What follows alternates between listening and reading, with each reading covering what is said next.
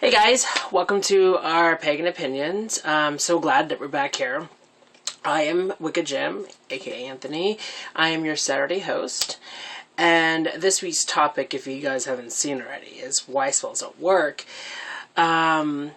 She said in an email talking about that she wanted to do a spell, and it was basically from online, and she wanted to know why it didn't work, how come it doesn't work. So, normally, when we are talking about topics on here, I run to my public book of shadows. This is my public book of shadows, if you guys didn't know.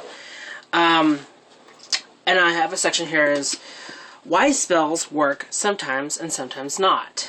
And there's details here. When I craft a spell or I do a spell, and I didn't see anything coming to fruition. Nothing comes up.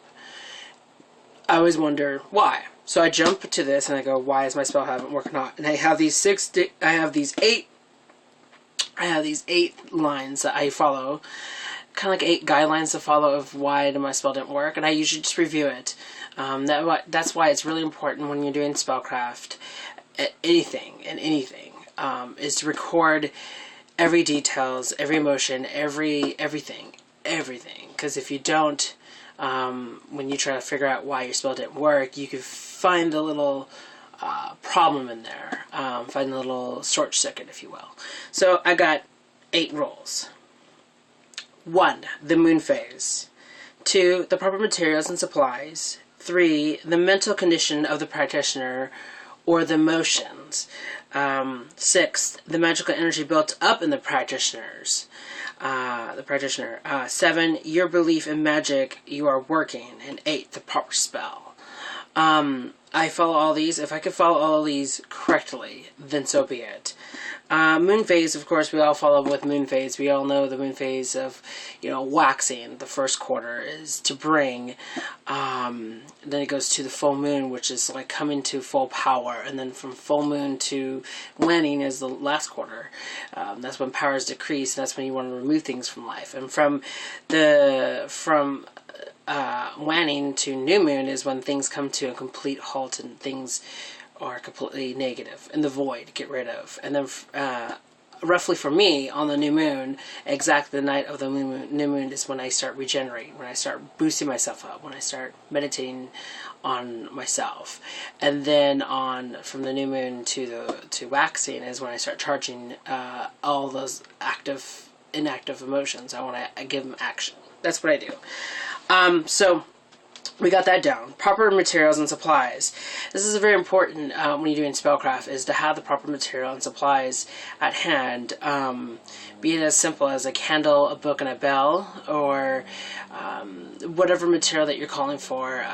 If it's like protection, whatever feels protective, you put it on the altar. It's all about proper materials and supplies to go with it. That suits the needs for you.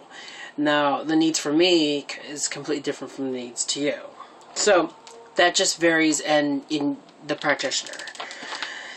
Mentioning practitioner is the mental condition. How well are you okay up here? We all know that we can be a little nutty and crazy up here, but it's all about the mental. This is very important, that you must be in the right state of mind. If you're trying to do like a love spell or something like that, you want the love energy to be around you. It's all about the intentions in a way. You can't just expect things to happen just because you feel it for a second and it just goes away. You really got to be it. Mentally, you got to be in it. You got to be in the mode. You got to be ready to do it. You can't just go half-ass it, because you're just going to get probably less than half-ass. You're probably going to get a quarter-ass outcome out of it, or to none. So you want to go in there full throttle. You want to go in there with full motion, full intent. And usually when it's right, when the spell's right, it's right. You will feel it. The will of the universe is a huge thing here. You may ask, you may ring the bell repeatedly, you may shake things up, and you may have all the proper material and all the things, and you may have all the right motives in your mind.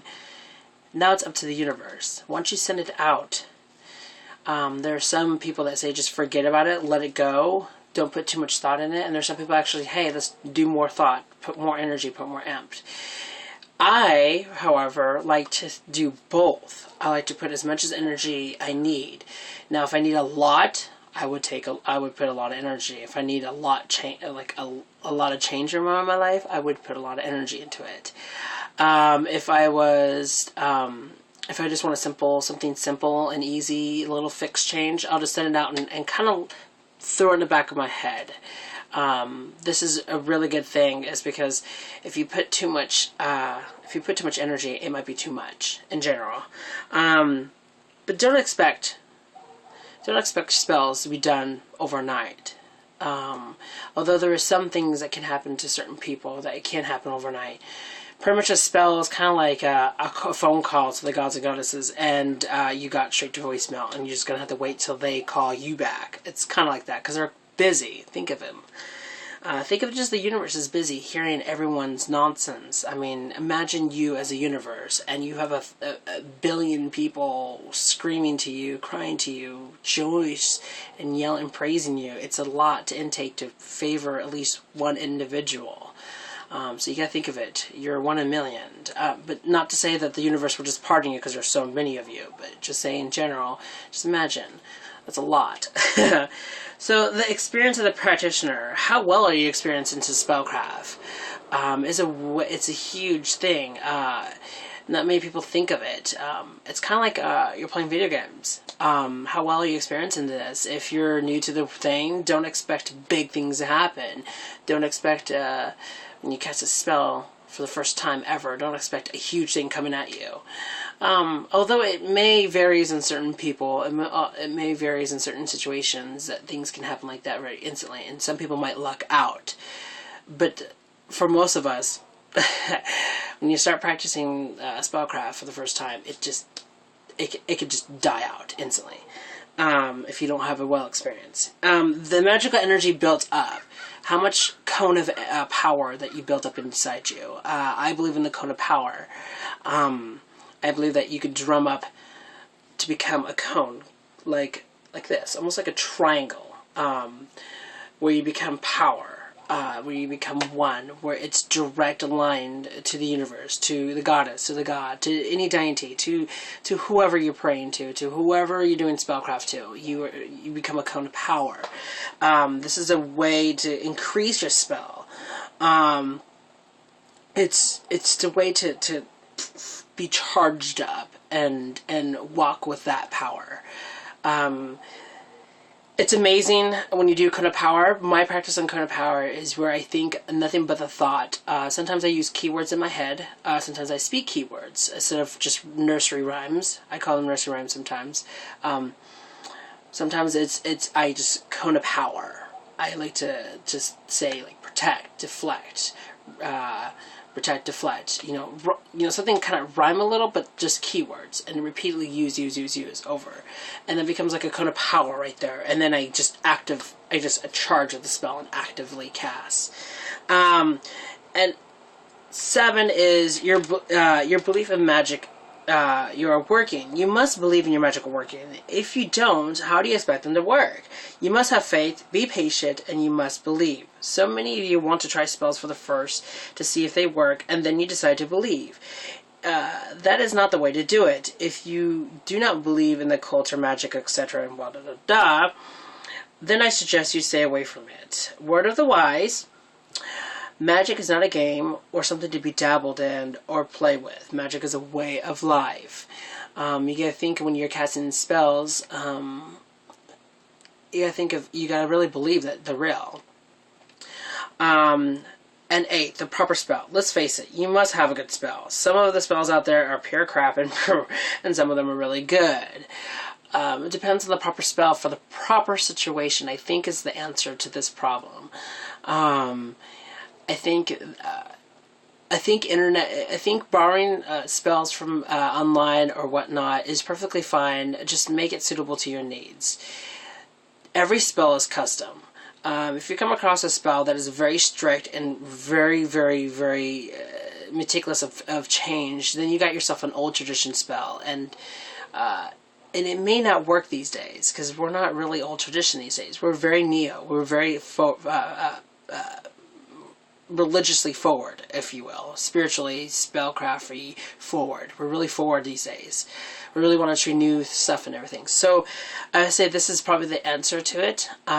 It's the proper spell. I think that's probably the itch. You may probably want to do it again whenever you feel the need of whatever moon phase, whatever you want to, whatever your procedures. You may want to reapply again, but tweak the spell to your fashion. If you already tweak the spell to your fashion of the craft and everything, maybe you should try a different avenue by working inwards, working the inner works to usher out more. I don't know. It feels like more proper spell. The proper spell is not there. Maybe create one yourself. Work around it. There's always. This is the cool thing about spellcraft, is that you can always walk. You can always work around it, and you can always walk around the big bubble. Not saying it's like a cheater thing. Not saying that you're shortcutting it, but if there's something stopping you or blocking you, you can work around it. Another way to figure out why your spellcraft hasn't worked is try a tarot card reading with a simple 3-card spread of why. Do something simple. Turn to divination to spellcraft when it doesn't really work. Other than that, I'm sorry if the video is long, but I think this is a really good video for people to take into consideration that there's 8 guidelines. Now, I remember I got this from a website. I printed this off from a website, so I forgot what website it was, but this is the guidelines that I follow and that I like, and I stick to it. It feels like it's my words. Sometimes I get delirious and I think it is my words, but I like these 8 things because I always figure out a short circuit in the craft. Till then, happy spellcrafting, and I'm glad to be back. And if you guys didn't notice, I don't think anyone's really said it on this channel who their subs are.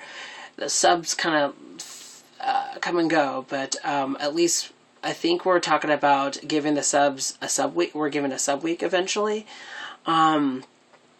That and my substitute is Angelo Nanosis.